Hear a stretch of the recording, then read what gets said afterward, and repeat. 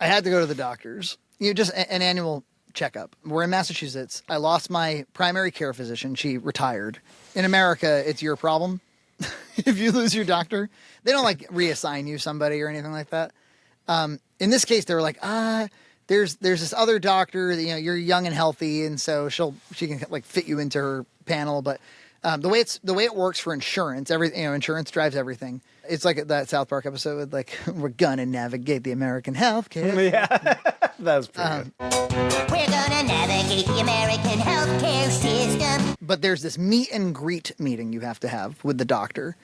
And if you miss that, you don't have a doctor. You're going to have to start all over again. You're going to have to get scheduled a year out. So they were like, it's July 9th. Don't miss it. And I was like, okay, what about my physical? Is that a physical? They were like, no, we're going to schedule a physical with the nurse practitioner. I'm like, okay.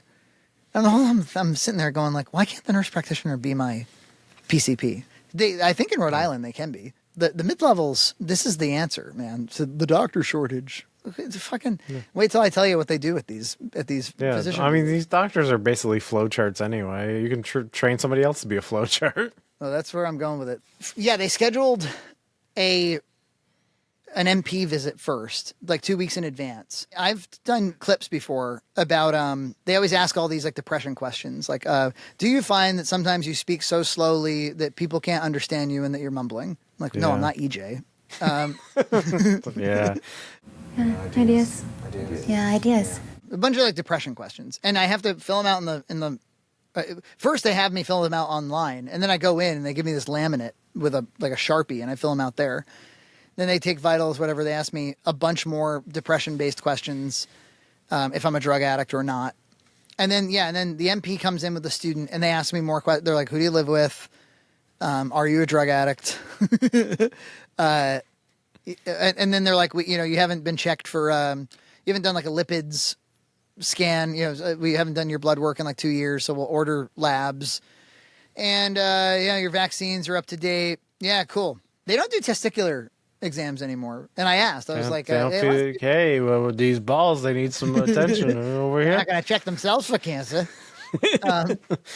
How come you don't smack them around? How come you don't do it anymore? Used to be when I was a kid, you'd smack around my balls. They said we don't do that anymore. And they said colonoscopies are 45 now, no longer 50. And prostate exam is 50. This is the old man cast. I'm 38, so I'm still in the clear here. You don't have to, nobody needs to put it in your butt right now. Don't need to, no. But they do. No. They will. I post a new video. That's a Patreon too. Yeah, that's right. $2. I'm sitting there just answering. The answer to every question was no. No. No. Do you vape, though? No. They checked me for like lymph nodes or something on my neck, and they listened to my heart, and that was it. And I'm sitting there going like, doctor shortage. This is it. And I asked Nina, I was like, why can't I just fill that out online? Like, just ask me the questions, I'll fill it out online, and you can call me in if you need me. And she was like, well, we just find, because she's medical. She's like, we just find that a lot of times people won't answer things honestly, on paper like that. You got to be looking at them. And I was like, okay, I get that. Is there any way to do this with generative AI? Is there any way to have the doctor... Could you put a lab coat on a robot and they can ask you these questions? Hello, Mr. Frayne. It can sound like Taylor Swift or whatever. It could be anybody. It sounds like James Rolfe.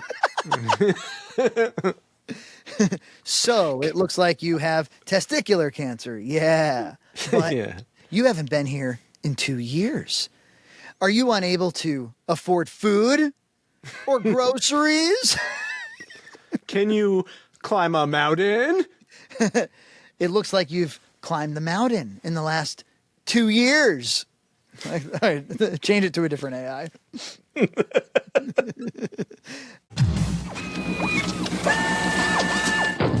Dead or alive.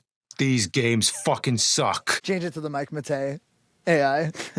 When are you not going to be made for pussies?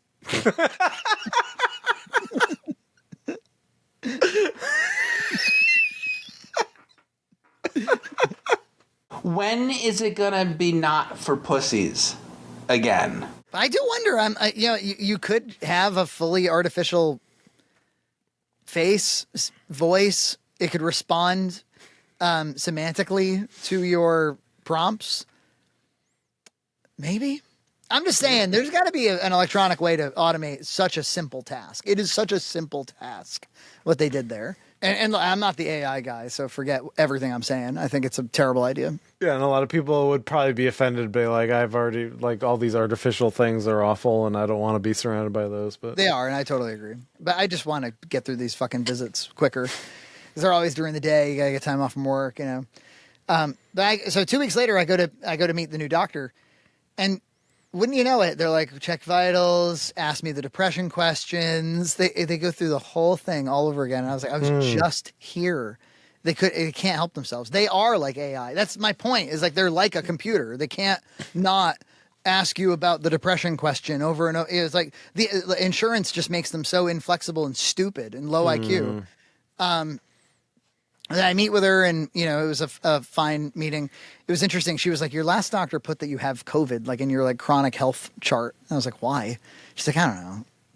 I have COVID once. She's like, everybody's got COVID. Like, she's like, I saved this for chronic stuff. But she, like, my last doctor was really weird about COVID and was fearful about COVID. You had it once a couple years ago. You might still have it. Well, yeah. I suppose that, like, if you were like really all in on the long COVID thing, you'd be like, that's a chronic thing. But no, I don't get brain fog at work unless I have my coffee.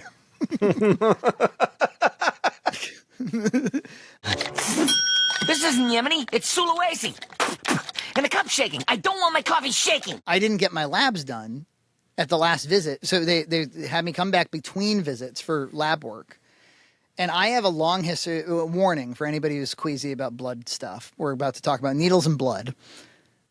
I have a history of, I get this thing called a vasovagal response, where your body thinks you're losing or hemorrhaging blood, and it slows your heart rate down, and it drops your blood pressure, and it tries to get you low on the ground and not hemorrhaging the blood anymore. Like if you were being attacked by a predator or something like that. And what I learned was that if I'm sitting up, you know, those like little chairs they put you in with the table, and you put your arm on the table, and so I don't know what it is, man. Like I've got, I don't know, this like clammy skin or something. They can't find my veins ever.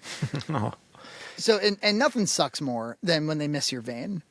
And they dig around and they're trying to get into it and get some flow and they can't get it. Yeah. I need to get low to the ground. Yeah. And then they do the other one and it's the same shit. And when she does the other one, that's when I start to turn white. I have to say, these were lipids tests. So they were like, you have to fast for 10 hours prior to it. Yeah. Son of a bitch. So normally you schedule that in the morning, but I could only make 3 o'clock. So I hadn't eaten since 10 o'clock the previous night. So, and I'd worked out a lot. So I've done all this exercise. I'd been drinking all day, drinking water. I've been drinking alcohol all day. Yeah, let's pop open a beer, shall we?